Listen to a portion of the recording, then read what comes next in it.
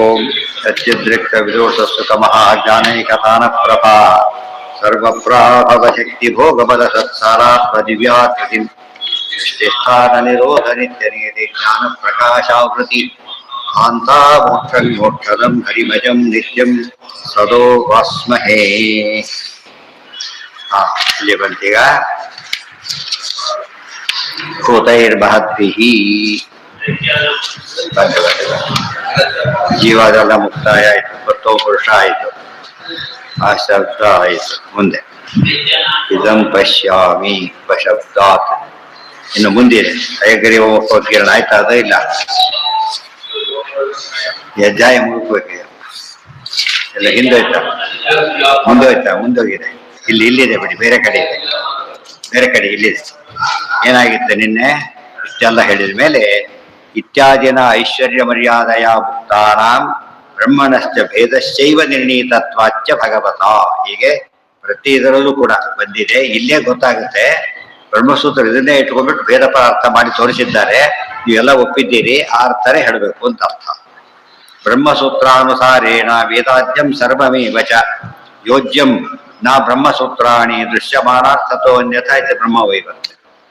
ನೀವು ಬ್ರಹ್ಮಸೂತ್ರ ಕೋಟ್ ಮಾಡ್ತಿದ್ದೀರಿ, ನಾವು ವೇದಾರ್ಥ ಹೇಳ್ತಾ ಇದ್ದೀರಿ. ನಮಗೆ ವೇದಾರ್ಥ ಬೇಕಾದ್ರೆ ಬ್ರಹ್ಮಸೂತ್ರ ಯಾತಕ್ಕೆ ಬೇಕು ಅಂತ ಕೇಳಿದ್ರೆ, ಬ್ರಹ್ಮಸೂತ್ರಾನುಸಾರೇಣ ವೇದಾದ್ಯಂ ಸರ್ವಮೇವ ಚ, ಬ್ರಹ್ಮಸೂತ್ರಕ್ಕೆ ಅನುಗುಣವಾಗಿ ವೇದಾದಿ ಸಮಸ್ತ ಶಾಸ್ತ್ರ ಪ್ರಪಂಚವನ್ನು ಅರ್ಥ ಮಾಡ್ಬೇಕೆ ಹೊರತು ಏನ್ ಮಾಡಕ್ ಕೊಡುದು? ಬೇರೆ ಅರ್ಥ ಮಾಡಕ್ ಬರೋದಿಲ್ಲ. ಯೋಜ್ಯಂ ನ ಬ್ರಹ್ಮಸೂತ್ರಾಣಿ ದೃಶ್ಯಮಾನಾರ್ಥ. ಆದ್ರೆ ಬ್ರಹ್ಮಸೂತ್ರ ಬೇರೆ ಅರ್ಥ ಮಾಡಬಾರದು. ಎಲ್ಲದಕ್ಕೂ ಬ್ರಹ್ಮಸೂತ್ರ ಹೇಳಿದ ಅರ್ಥವನ್ನು ಹೊಂದಿಸ್ಬೇಕು. ಬ್ರಹ್ಮಸೂತ್ರಕ್ಕೆ ಅದು ಹೇಳೋ ಅರ್ಥನೇ ಹೇಳ್ಬೇಕೆ ಹೊರತು ಏನ್ ಮಾಡಬಾರ್ದು ಅಂದ್ರೆ ಸೆಕೆಂಡ್ ಇದೆ. ಸುಪ್ರೀಂ ಕೋರ್ಟ್ ಆರ್ಡರ್ ತಕ್ಕಂತೆ ಇದನ್ನು ಹೊಂದಿಸ್ಬೇಕೆ ಹೊರತು ಅದನ್ನು ಹೊಂದಿಸ್ಬಾರ್ದು. ಗೊತ್ತಾಯ್ತಾ? ಅದು ಪ್ರಧಾನ, ಸುಪ್ರೀಂ ಅದು. ಆ ದೃಷ್ಟಿಯಲ್ಲಿ ಯೋಜ್ಯಂ ನ ಬ್ರಹ್ಮಸೂತ್ರಾಣಿ ದೃಶ್ಯಮಾನಾರ್ಥತೋ ಅನ್ಯಥ. ದೃಶ್ಯಮಾನಾರ್ಥ ಯಾವುದು? ಭೇದ ವ್ಯುಪದೇಶಾಚ ಪೃಥಕ್ ಉಪದೇಶ, ಇವೆಲ್ಲ ಏನಿವು ಸ್ಪಷ್ಟ ಇದೆ, ಭೇದ ಹೇಳ್ತಾ ಇದೆ. ಸುಮ್ಮನೆ ಮಿನಿಮಮ್ ಅರ್ಥ ಗೊತ್ತಿದ್ದವ್ರಿಗೆ ಅರ್ಥ ಆಗುತ್ತೆ. ಆದ್ರಿಂದ ಭೇದ ಪರ ಅರ್ಥನ ಮಾಡ್ಬೇಕೆ ಹೊರತು ವೇದ ಪರ ಅರ್ಥ ಅಲ್ಲ. ಕೇಳ್ಬೋದು ಎಲ್ಲಿ ಬಂದಿದೆ ಅಂತ ಸೂತ್ರ ಹೇಳ್ಬೇಕಾದ್ರೆ ಬ್ರಹ್ಮ ಇದಕ್ಕೆ ಇಟ್ಕೊಂಡು ನಿರ್ಣಯ ಹೇಳಿ ತಸ್ಮಾತ್ ಸೂತ್ರಾರ್ಥವಾಗೃಹ್ಯ ಕರ್ತವ್ಯ ಸರ್ವ ನಿರ್ಣಯ ಈ ಪದ ಸೇರಿಸ್ಬೇಕು. ಸೇರಿಸ್ಬಿಟ್ರೆ ಏನಾಗುತ್ತೆ? ಅವ್ರದ್ದು ಮಾತಿಗೆ ಅವ್ರದೇ ಅರ್ಥ. ಅದನ್ನು ಇಲ್ಲಿ ಸೇರಿಸ್ಬೇಕು, ಇದನ್ನ ಅಲ್ಲಿ ಸೇರಿಸ್ಬೇಕು. ಎರಡನ್ನೂ ಸೇರಿಸ್ತಾ ಪರ್ಫೆಕ್ಟ್ ಆಗಿ ಅದು ಅಧ್ಯಯನ. ಆ ರೀತಿ ಕಷ್ಟಪಡ್ತಾ ಹೋದಷ್ಟು ಕೂಡ ಜ್ಞಾನ ಏನಾಗುತ್ತಾಗ ಪರ್ಫೆಕ್ಟ್ ಆಗಿದೆ. ಯಾವ ಅಂಗದ ಪ್ರಶ್ನೆ ಕೇಳಿದ್ರು ಉತ್ತರ ಕೊಡಕ್ ಬರೋದು, ಸ್ವಲ್ಪ ಚೇಂಜ್ ಮಾಡ್ಬಿಟ್ಟು ಉತ್ತರ ಕೊಡಕ್ ಬರೋದಿಲ್ಲ. ಎಷ್ಟು? 5 ಅಭೇದ ಸೂತ್ರ ಎಷ್ಟಿವೆ?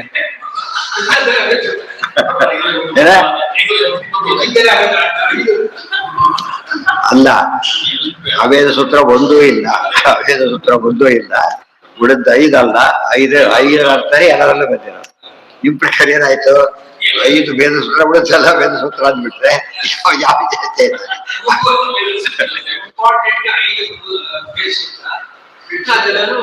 ಏನವು? ಅವು ವೇದ ಸೂತ್ರಗಳೇ. ಪ್ರತಿಯೊಂದು ವೇದ ಸೂತ್ರಗಳು. ಅಭೇದ ಸೂತ್ರ ತುದಿಲ್ಲ. ಬ್ರಹ್ಮಸೂತ್ರ ಶಬ್ದಕ್ಕೇನೆ ವೇದ ಸೂತ್ರ ಅಂತ ಅರ್ಥ.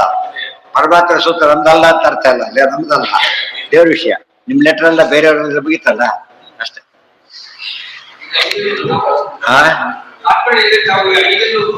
ಅವ್ರೆಲ್ಲ ಕೊಟ್ಟಿದ್ರು. ಚೋರ ದೃಷ್ಟಾಂತತೋ ಯಸ್ಯ ಹಿ ಅಭೇದ ಜ್ಞಾನತಸ್ತಮಃ ವೇದೇನೋತ್ಕರ್ಷವೇತ್ತಸ್ತು ಮುಕ್ತಿರೇವ ಹಿ ಅಚೋರವತೆ. ಚೋರ ದೃಷ್ಟಾಂತತೋ ಯಸ್ಯ, ಕಳ್ಳ ದೃಷ್ಟಾಂತ ಯಾತ ಕೊಟ್ಟರು ಅಂದ್ರೆ ಅಭೇದ ಜ್ಞಾನದ ಸ್ತಮ, ಅಭೇದ ಜ್ಞಾನದಿಂದ ತಪಸ್ಸಾಗುತ್ತೆ ಅಂತ ಹೇಳೋದಕ್ಕೋಸ್ಕರ. ಕಳ್ತನ ಮಾಡಿದವನು ಹೋಗಯ್ಯ ಪರವಾಗಿಲ್ಲ ಅಂತಾರ, ಮನುಷ್ಯ ಮಾಡೇ ಮಾಡ್ತಾರೆ. ಸೊ ಅಭೇದ ಅರ್ಥ ತಪ್ಪು ಅಷ್ಟೇ ಅಲ್ಲ, ಪನಿಷಬಲ್ ಅಫೆನ್ಸ್ ಅಂತ ಅರ್ಥ. ಪನಿಷಬಲ್ ಅಫೆನ್ಸ್ ಅದು. ನಮಗೂ ಭೇದ ಇದ್ದ ಯಾರಿಗೂ ದುಃಖ ಆಗೋದಿಲ್ಲ, ಅಭೇದ ಶುರುವಾಗುತ್ತೆ. ಗೊತ್ತಾಯ್ತಾ? ನಮ್ಮಿಬ್ಬರಿಗೆ ಬಂದೇ ಅಂತ ಹೇಳಿದ್ರೆ ಖುಷಿ ಆಯ್ತು. ಸ್ವಲ್ಪ ಮನೆ ಬರ್ಕೊಡ್ತೀರಾ ಅಂತ ಕೇಳಿದ್ರೆ ಅವಾಗ ಶುರುವಾಗುತ್ತೆ. ಕಣ್ಣು ಚೇಂಜ್ ಆಗ್ಬಿಡುತ್ತೆ. ಅಭೇದ ಉಪಚಾರಕ್ಕೆ ಹೋಗ್ಬೋದು ಅಷ್ಟೇ. ಉಪಚಾರಕ್ಕೆ ನಿಮ್ಮದೇ ಮನೆ ಇದು, ಸರಿಯಾಗಿ ಊಟ ಮಾಡಿ ಅಂದ್ರೆ ಊಟ ಮಾಡೋ ಪೂರ್ತಿ ನಿಮ್ಮನೆ ತಿಳ್ಕೊಳ್ಳಿ ಹೊರತು ಇದು ನಿಮ್ಮನೆ ಅಲ್ಲ. ನಿಮ್ಮನೆ ಅಲ್ಲ ಅಂತ ಗೊತ್ತಿದೆ, ಅದಕ್ಕೆ ಜ್ಞಾಪಿಸ್ತಿದ್ದೀವಿ. ಸಂಕೋಚ ಬಿಟ್ಟು ಊಟ ಮಾಡಿ ಅಂತ. ಅದನ್ನ ನೀವು ಡಾಕ್ಯುಮೆಂಟ್ ಮಾಡಿಕೊಂಡು ಕೋರ್ಟಲ್ಲಿ ಮಾಡಿದ್ರೆ ಕೊಟ್ಟಾರ. ಕೋರ್ಟಲ್ಲಿ ಅವರೇ ಹೇಳಿದಾರೆ ನೋಡಿ ನನ್ನ ಮನೆ ಅಂತ ಹೇಳಿ ಕೊಟ್ರೆ ಅವ್ರ ಜಡ್ಜಿ ಒಪ್ಪಲ್ಲ, ಯಾರು ಒಪ್ಪಲ್ಲ. ಚೋರ ದೃಷ್ಟಾಂತತೋ ಯಸ್ಯ ಪ್ರಭೇದ ಜ್ಞಾನಸ್ತಮಃ ಭೇದೇನೋತ್ಕರ್ಷವೇತ್ತುಸ್ತು ಮುಕ್ತಿರೇವೈ ಪ್ರಚೋ ಮುಕ್ತಿರೇವೈ ಅಚೋದ. ಮುಕ್ತಿನೇ ಆಗತ್ತೆ ಸ್ಪಷ್ಟ ಹೇಳ್ಬಿಟ್ಟಿದ್ದಾರೆ. ಆದ್ದರಿಂದ ಭೇದ ಹೇಳಿದಾಗ ನಿಮಗೆ ಯಾರೋ ನಮಸ್ಕಾರ ಮಾಡಿದ್ರಪ್ಪ ಹೋಗಿ ನೀವು ಬೈಯಾಗಿ ಇಲ್ಲೇ ಇಲ್ಲ ಅವನು ನಮಸ್ಕಾರ ನೀವೇನು ಗೊತ್ತಿಲ್ಲ ಅದಕ್ಕೆ ಮಹಾ ದುಷ್ಟ ಅವನು ನಮಸ್ಕಾರ ಮಾಡಿದಾಗ ಬೈಲಕ್ಕೆ ಸಾಧ್ಯ ಇಲ್ಲ ಗೊತ್ತಾಯ್ತಾ. ಆದರೆ ಒಂದು ಅಂತ ಹೇಳಿ ಶುರು ಮಾಡೇ ಬಿಡ್ತಾರೆ, ಕೈ ಎತ್ತೇ ಮಾತಾಡೋದು, ನಲ್ಲಿ ಮಾತಾಡೋದೇ ಇಲ್ಲ. ಅದಕ್ಕೆ ಭೇದ ಜ್ಞಾನ ಸುರಕ್ಷಿತ. ಒಂದು ಮಾತು ಇಷ್ಟೆಲ್ಲ ತಿಳ್ಕೊ ಮೇಲೆ ಒಂದು ಸಿಂಪಲ್ ಕಾಮನ್ ಸೆನ್ಸ್ ಉಪಯೋಗಿಸ್ಬೇಕು. ಭೇದ ಅಂತ ಹೇಳ್ತಾರೆ, ಅಭೇದ ಅಂತ ಅವ್ರು ಹೇಳ್ತಾರೆ. ನಮ್ಗೆ ಕನ್ಫ್ಯೂಷನ್ ಆಗಿದೆ, ಏನ್ ಮಾಡ್ಬೇಕು ಅಂತ ಸೇಫರ್ ದಾರಿ ಹುಡುಕ್ಬೇಕು. ಸೇಫರ್ ದಾರಿ ಯಾವುದು? ಒಂದು ಅಂತ ಹೇಳಿದ್ರೆ ಲೋಕದಲ್ಲಿ ಎಲ್ಲ ಕಡೆ ಕಂಡಿದೆ, ಗ್ಯಾರಂಟಿ ಅದು ಶಿಕ್ಷಾರ ಅಪರಾಧ. ಭೇದ ಹೇಳಿದ್ರೆ ಯಾವ್ದು ಕರೆಕ್ಟ್ ಮಾಡ್ಕೊಳ್ಬೇಕು. ಅಕಸ್ಮಾತ್ ಇದ್ರೆ ಸಿಂಪಲ್ ಅದು ಭೇದ ಮಾಡೋದು ಸಿಂಪಲ್ ಅದು. ಆದ್ರೆ ಯಾವ್ದು ಗುಣವಂತಕರ ರಿಸ್ಕ್ ಇಲ್ಲ, ಗುಣ ಇಲ್ಲ ಅಂತ ಹೇಳಿದ್ರೆ ಪಂಚಾಯತ್ ಬರೋದು. ನಾವು ಯಾರು ಗೆಸ್ಟನ್ನು ಕರೆಸಿದಾಗ ಬರೀ ಗುಣಗಳನ್ನೇ ಹೇಳ್ಬೇಕು, ದೋಷ ಹೇಳಾಗಿಲ್ಲ. ಸ್ವತ್ತಾನೆ ಹೇಳಿದ್ರೆ ಏನಾಗುತ್ತೆ, ನಮ್ಗೆ ಕರೆಸಿ ಅಲ್ಲೇ ಶುರು ಆಗುತ್ತೆ ಹೇಳ್ಬಾರ್ದು. ಹೊಗಳೋದಕ್ಕೆ ಕಾರಣ ಕೊಡ್ಬೇಕಾಗಿಲ್ಲ, ಬೈಯೋದಕ್ಕೆ ಕಾರಣ ಕೊಡ್ಬೇಕು. ಭಾರಿ ಒಳ್ಳೆಯವರು, ಏನು ಪ್ರೂಫ್ ಕೊಡ್ಬೇಕಾಗಿಲ್ಲ. ಇವ್ರು ಕೆಟ್ಟವರು, ಎಲ್ಲಿದೆ ತೋರಿಸೋದಕ್ಕೆ. ಅರ್ಥ ಆಯ್ತು? ಯಾವಾಗಲೂ ಕೂಡ ಅಪ್ರಮಾಣ ಜ್ಞಾನಕ್ಕೆ ಏನ್ ಕೊಡ್ಬೇಕು? ಯಾವಾಗಲೂ ಪ್ರೂಫ್ ಕೊಟ್ಟು ಮಾತಾಡ. ಪ್ರಮಾಣ ಅಂತ ಹೇಳಿದ್ರೆ ಪ್ರೂಫ್ ಕೊಡ್ಬೇಕಾಗಿಲ್ಲ. ಮುಂದೆ ಹೇಳ್ತಾರೆ ಚೋರ ದೃಷ್ಟಾಂತ ಸಾರತ್, ಇದೆಲ್ಲ ಬಾದಿರಾಜ ಸ್ವಾಮಿಗಳು ಬರೀತಾರೆ ಮಾತುಗಳನ್ನೆಲ್ಲ. ಯಾವ್ದಪ್ಪ ಸುಲಭ? ಇಬ್ಬರು ನಿಮ್ಗೆ ಕನ್ಫ್ಯೂಷನ್ ಇರೋದಲ್ಲ, ಯಾವ್ದು ಒಳ್ಳೆ ಯೋಚನೆ ಮಾಡಿ. ನಾಳೆ ಪರೀಕ್ಷೆ ಅಂತ ಒಬ್ಬ ಹೇಳಿದ, ನಾಡಿದ್ದು ಪರೀಕ್ಷೆ ಅಂತ ಒಬ್ಬ ಹೇಳಿದ. ನಾ ಏನ್ ಮಾಡ್ಬೇಕೀಗ? ನಾಳೆ ಇದೆ, ನಾಡಿದ್ದು ಹೇಳಿದ. ಅವನ ಸೇಫರ್ ಸೈಡ್ ಯಾವ್ದು ತಗೋಬೇಕು? ಯಾವಾಗಲೂ ನಾಳೆ ತಗೋಬೇಕು. ನಾಳೆ ಹೋದ್ರೆ ನಾಡಿದ್ದಲ್ಲಿ ಏನ್ ತೊಂದರೆ ಇಲ್ಲ. ಇವ್ರು ನಾಡಿದ್ದು ಹೋದ್ರೆ ಆಗೋಗ್ಬಿಟ್ಟಿದೆ, ಮತ್ತೆ ವರ್ಷ ಕಾಯ್ಬೇಕು. ಅಂದ್ರೆ ಇದೆಲ್ಲ ಯಾರು ಹೇಳಿದ್ರು ಅಂತ ತೀರ ಗೊಂದಲ ಇದ್ದವ್ರಿಗೂ ಕೂಡ ಸಿಂಪಲ್ ಸೊಲ್ಯೂಷನ್ ಕೊಟ್ಟು. ದ್ವೈತದ ಉಪಾಸನೆಯಿಂದ ಯಾವ ರಿಸ್ಕು ಇಲ್ಲ. ಅದ್ವೈತ ಉಪಾಸನೆಯಿಂದ ಏನಿದೆ? ಸರಿ ಹೋಗಿದ್ರೆ ಸರಿ, ಇಲ್ಲ ಹೋದ್ರೆ ಏನಾಗುತ್ತೆ? ಅದು ಭಾರಿ ರಿಸ್ಕ್ ಆಗುತ್ತೆ. ಅದು ಯೋಚನೆ ಮಾಡು. ಇವೆಲ್ಲ ಸಾಮಾನ್ಯರಿಗೆ ಹೇಳ್ಬೇಕಾದ್ರೆ ಅದ್ರಲ್ಲಿ ಅರ್ಥ ಹೇಳಿದ್ರೆ ಅರ್ಥ ಆಗುತ್ತೆ. ಆಮೇಲೆ ಪ್ರೂಫ್ ಸಿಗುತ್ತೆ. ಚೋರ ದೃಷ್ಟಾಂತೋ ಯಶ್ಚ ಸಾರತ್ವಾತ್ ಸ ಇತಿ ಪ್ರೋಕ್ತೋ ಜ್ಞಾನತ್ವಾತ್ ಯೈತೀರಿತಃ ಸರ್ವಶ್ರೇಷ್ಠ ಇತಿ ಶೇಷ ಮಾನಾನ ಏನಾಯ್ತದು? ಮಾನಾನಾಂ ಅಣಕೋ ಅಣಿಮಾ. ರೈಟ್. ಸಾರತ್ವಾತ್ ಸ ಇತಿ ಪ್ರೋಕ್ತ, ದೇವರಿಗೆ ಸ ಅಂತ ಕರೀತಾರೆ. ದೇವರಿಗೆ ಸ ಅಂತ ಇಂಗ್ಲಿಷ್ನಲ್ಲೂ ಕೂಡ ದೇವರಿಗೆ ಹಿ ಅಂತ ಹೆಸರು. ಕ್ಯಾಪಿಟಲ್ ಹಿ ಬರೆದ್ಬಿಟ್ರೆ ಯಾರು ಅಂತ ಅರ್ಥ? ದೇವರು ಅಂತ. ಅಂದ್ರೆ ಸಂಸ್ಕೃತಲ್ಲೂ ಇದೆ, ಇಂಗ್ಲಿಷ್ ಎಲ್ಲಾ ಭಾಷೆಯಲ್ಲೂ ಕೂಡ. ಹಳ್ಳಿ ಎಲ್ಲ ಅವನಾಟ ಅಂದ್ಬಿಡ್ತಾರೆ.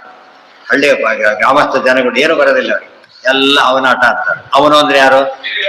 ಹಿ, ಸಹ. ಯಾಕೆ? ಸರ್ವಶ್ರೇಷ್ಠ. ಅದಕ್ಕೇನಂತಾರೆ? ಸಹ. ದೇವರಿಗೆ ಸಾರತ್ವಾತ್ ಸಹ. ಜೀವರಿಗೆ ಬಂದಾಗ ಸಾರತ್ವಾತ್ ಸಹ ವಾಯುದೇವರು. ಸ್ತ್ರೀಯರಲ್ಲಿ ಬಂದಾಗ ಸಾ ಎಲ್ಲಿ ಬಂತು? ಸಾ